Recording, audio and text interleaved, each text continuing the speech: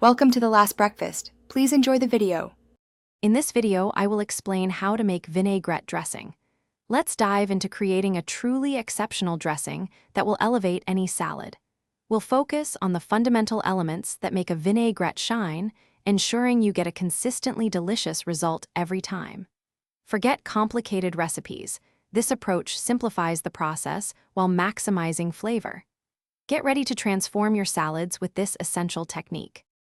The secret to a great vinaigrette lies in its ratio, 3 parts oil to 1 part acid.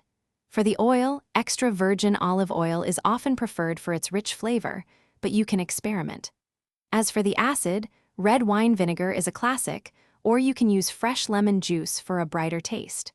Don't forget a pinch of salt and freshly ground black pepper to enhance all the flavors. To achieve that beautiful, creamy texture, slowly drizzle your oil into the acid while continuously whisking. This process, called emulsification, binds the ingredients together.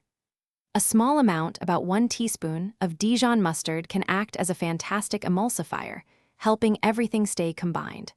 For extra flavor, consider adding finely minced shallots, a crushed garlic clove, or a touch of fresh herbs. Your freshly made vinaigrette can be stored in an airtight container in the refrigerator for up to 5 days. Just remember to give it a good shake before each use to re-emulsify the ingredients. This versatile dressing isn't just for salads. Try it on roasted vegetables, as a marinade, or drizzled over grilled fish. For more great tips and other deals, including a book that can truly change how you think about money, check the description below. Thanks for watching. If this was helpful, leave a like and consider subscribing. See you next time.